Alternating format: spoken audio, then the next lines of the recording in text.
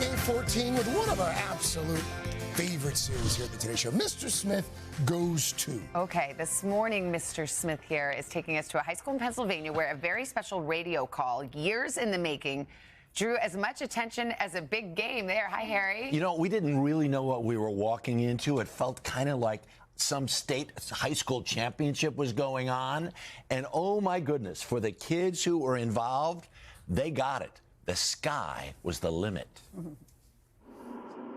In a town near Erie, Pennsylvania, NA1SS, this is KC3SGV. a group of students are trying to contact someone who is not particularly easy to reach.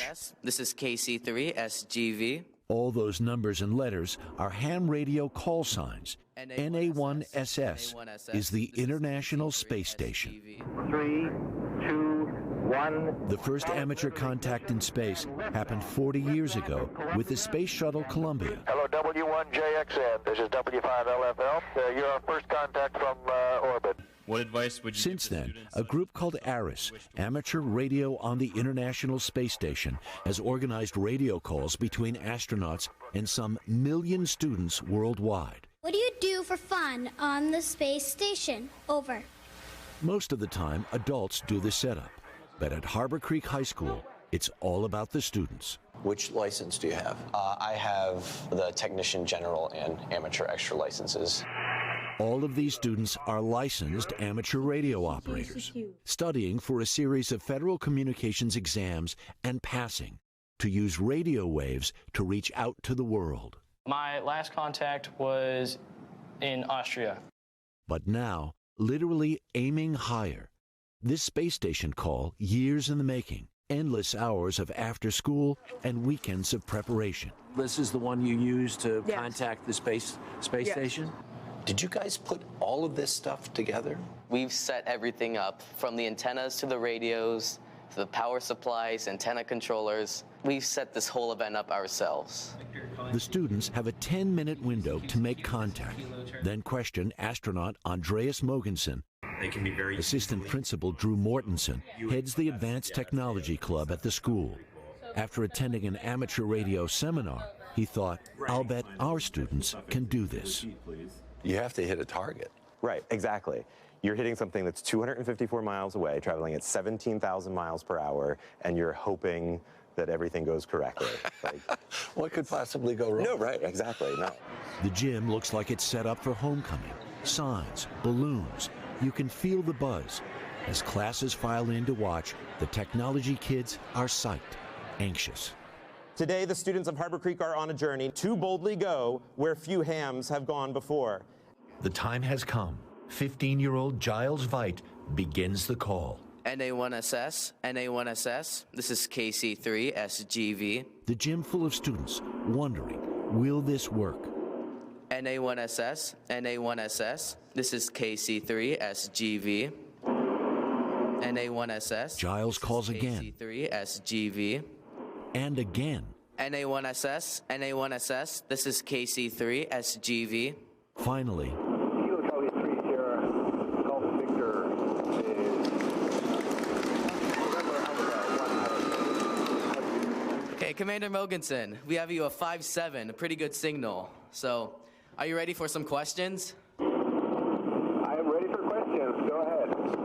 lots of the club members get to take turns. Living in space A payoff for the hours of work they've invested. Why do you think that space exploration is important? Over. Space exploration is important in many ways. One, because it's about knowledge. It's about expanding our horizons, both physically but also mentally.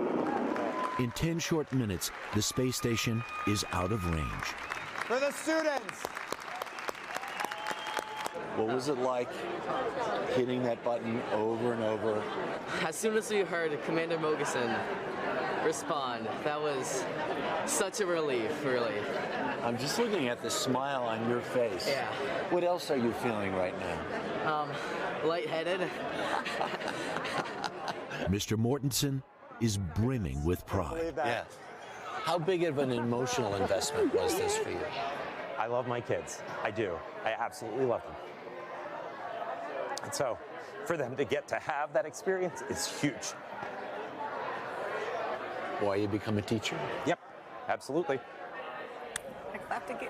Yes, there was some tears that day too, right? Yeah. Public school, not exactly loaded with resources. Nope. Yeah. The kids went out, they raised money to get the equipment and everything else, did it all themselves. That's right. All the nerds won. Right. They won. And what's interesting is they started this a couple of years ago.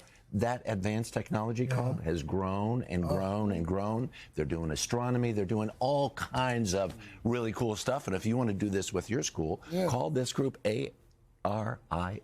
Amazing. ARIS.